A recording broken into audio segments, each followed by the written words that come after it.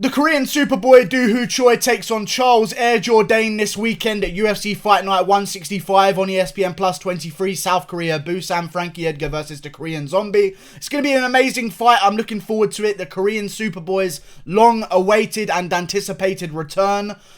I can't wait. It's going to be a wonderful fight. I think the Korean Superboy himself has got this one in the bag. Doo-Ho Choi.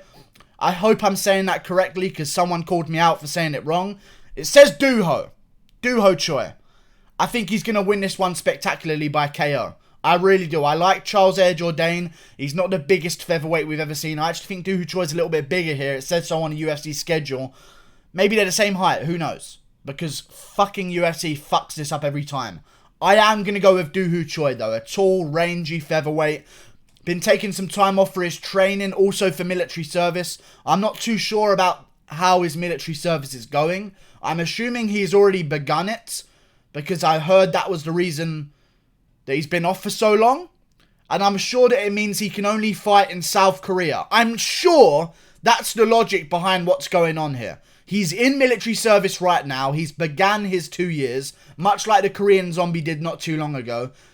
And he can only fight in South Korea because of that military service. I'm sure that's why there's this loophole with him fighting Charles Jourdain. But to be honest with you, let's talk about the fight. I like this one. It's going to be a striking battle. Korean Superboy has a length advantage and a reach advantage. I think that's going to come into favour here. When he has the reach advantage over his opponents, he's very known to pick them apart. He's had some tough losses, but to be fair to him, those losses were to Cub Swanson, which was a very entertaining fight while it lasted, and Jeremy Stephens, which was brutal. But then again, if you play that game with Jeremy Stephens, look, Josh Emmett is top 10 right now, suffered the same fate that the Korean Superboy did. I like Doo-Ho Choi in this fight. I really think he's going to get the job done. Moreover, because Charles Jourdain comes into the UFC, fights Desmond Green at lightweight and loses, but he earns his UFC contract by doing so. However, if I look at his record, I sense a can crusher if I've ever seen one. He looks good. Okay, he looks good, so he's going to get cans to be crushed. If you look good in MMA and you go into the sport, they're going to try and build you up the best they can and provide the UFC or a bigger organisation with a nice undefeated fight that they can market in any which way they want. I don't like this fight for Charles Jourdain. I think there's far easier fights to take coming into the UFC. I feel like Doo-Ho Choi could...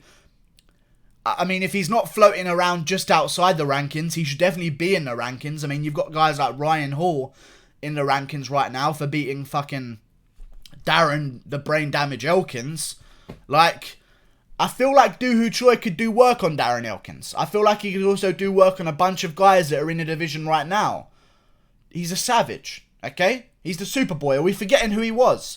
Charles Jourdain, can crusher. I look at his opponents. I see Damian Lapillus.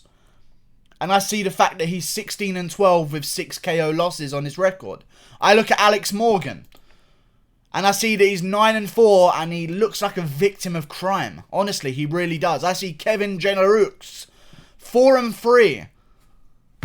I keep going. I go to Matalo, 3-2. You can't make this shit up. He's taking on the cans of fucking Canada. Canada. That's so perfect. I love it. Jesus Christ. I don't think he's going to win this fight. I think he's a complete can crusher. Went in there against Desmond the Murderer Green, as his nickname is right now. And he's having a tough time of it in the UFC, but he's coming back down to featherweight. He's a young guy, which I like somewhat, but still very young to be taking on a guy like Doo-Ho Choi, who has more experience competing at the top level. I think if Cub Swanson can't KO Doo-Ho Choi, I don't see Charles Jourdain doing it.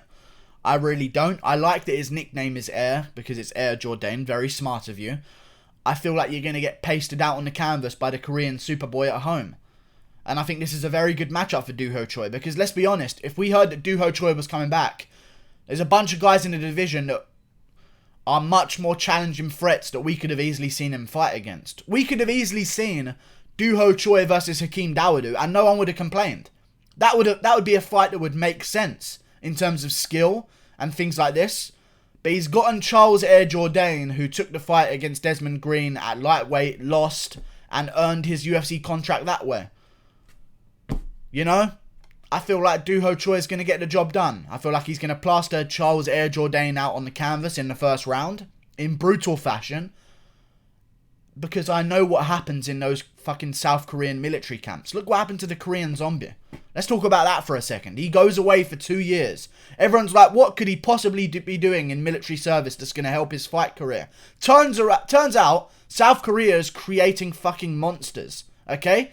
And I think the US and the UK and fucking every country alike needs to start paying attention to South Korea right now. Because what purpose would it serve? If they don't think and know of a war that's coming, why are they training all their fucking people, okay? We need to get in there and start figuring some shit out. Because I'm worried. And I was thinking about this before the fight started. Why is there mandatory military service in South Korea? Do they know something we don't? They're right next to North Korea. If anyone's going to spot something through a bedroom window, it's them. You know?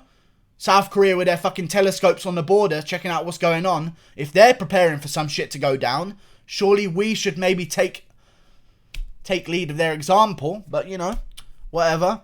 We'll see what's going on. All I know is that the Korean zombie came back after military service, rejuvenated, replenished, and a fucking savage who's KOing a bunch of top 10 guys. Dennis Bermudez was unranked. Then he comes in against Renato Moicano, who had only lost to Jose Aldo at the time, and flattens him in the first round, beating Yair Rodriguez for 4 rounds and then loses in the last second. They're making monsters in South Korea. Like and subscribe. Thank you very much. And hopefully Ho Choi can continue his career tomorrow night with a big win. And there's the Korea joke and pun that I wanted to make. Goodbye. Get it? Korea. Career. Whatever.